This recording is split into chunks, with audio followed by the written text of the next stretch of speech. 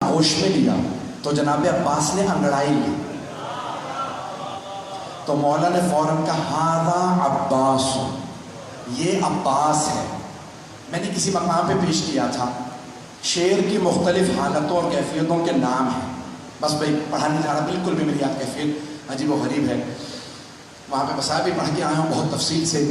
فیضان گرامی بہت تکہت ہو رہی ہے، مجھ سے بیٹھا بھی نہیں جا رہا اس وقت، تو میں پیش کر رہا ہوں آپ کی خدمت میں جناب عباس علیہ السلام۔ شعر کی مختلف حالتیں، اسد مطلق شعر کو کہا جاتا، شعر کو عربی میں اسد کہتے ہیں، ہر حالت کے الگ الگ نام ہیں۔ زرغام کہتے ہیں جو چیر پھاڑ کرنے والا شعر،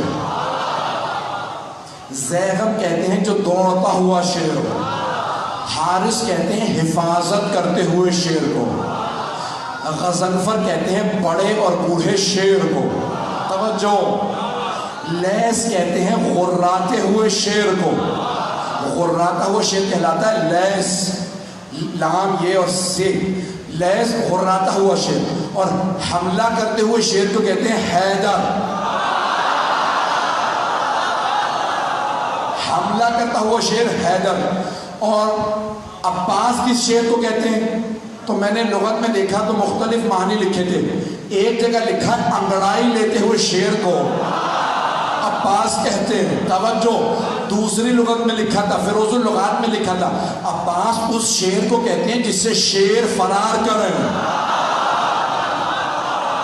اللہ کے شعر نے کہا یہ عباس ہے، بھئی عباس کوئی عام شعر نہیں، شعر خدا کا شعر ہے۔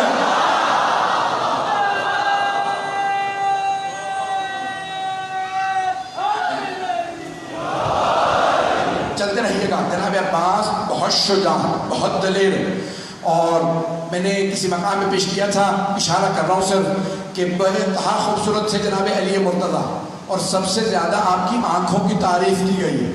مولا کی آنکھیں بہت بڑی بڑی تھی، اور جب آپ میدان جنگ میں جاتے تھے نا تو آپ دانت بھینچ لیتے تھے، جب ذوالفقار کھینچتے تھے نا تو دانت بھینچ کے ذوالفقار کو کھینچتے، آنکھیں سرخ ہو جاتی تھی۔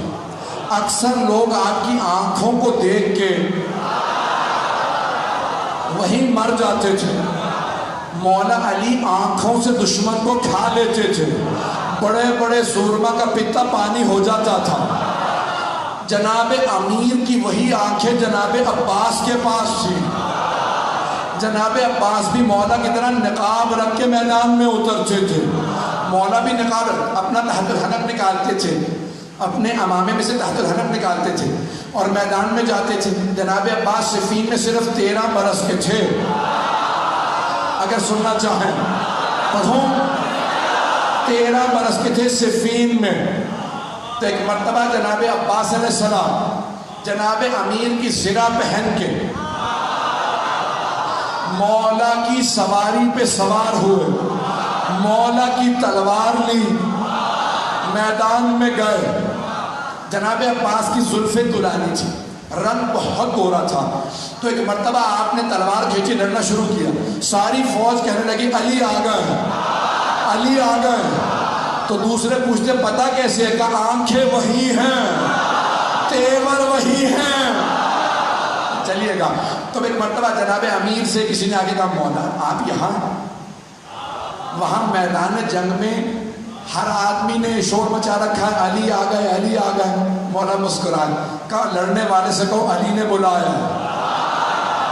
جناب عباس سے کسی نے کہا آپ کو علی نے بلایا، آپ نے نقاب نہیں اتارا۔ ایک مرتبہ سواری سے اترے، بس مولا کا نام آنا تھا، گھوڑے سے اترے، ہاتھ میں تلوار تھی، خون بہ رہا تھا تلوار سے، چہرے پہ ابھی بھی نقاب تھا۔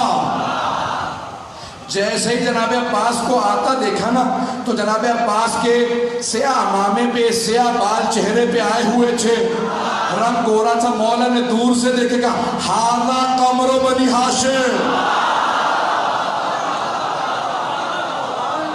ہاذا قمر بنی ہاشم، یہ بنی ہاشم کا چاند ہے۔ عزیزان گرامی، جس گھر میں ایک ہی خوبصورت ہو تو خاندان والے سارے القاب اسے دے دیتے، نہیں پہنچا سکا۔ بھئی یہ خوبصورت ہے، یہی چاند ہے، یہی سورج ہے، یہی ستارے، سب کچھ یہی ہے. اور اگر کسی خاندان میں سبھی خوبصورت ہو، اب پہنچ رہی ہے وہاں، سبھی خوبصورت ہو، کوئی حمزہ ہو، کوئی جعفر طیار ہو، رسول خدا علی مرتضیٰ، امام حسن حسین کے تو نام ہی حسن سے نکلے ہیں، بہت خوبصورت تھے. جہاں سبھی خوبصورت، وہاں جناب امیر فرما رہے ہیں ھذا قمر بنی ہاشم. اب سوچیں کتنے خوبصورت ہوں گے. صرف آنکھیں نہیں، ناک جناب عباس کا، آپ کی پیشانی، لب، آپ کے بازو، آپ کا قد، ہر چیز دیکھنے سے تعلق رکھتی تھی. جو ایک دفعہ دیکھتا تھا وہ واپس آ کے پوچھتا تھا کون ہے. جب جناب عباس مدینے کے بازار میں جاتے تھے، بازار رک جاتا تھا. جناب زینب کو کسی نے کہا جب آپ کا بھائی جاتا بازار رک جاتا. جناب زینب نے بولا کہ بھیا آج کے بعد سے چہرے پر نقاب رکھنا. کہ بی بی جیسا آپ کا حکم. کہ بھیا کہیں نظر نہ لگ جائے. سارے مدینے والے ایک ہی بات کرتے ہیں، عباس عباس ہے.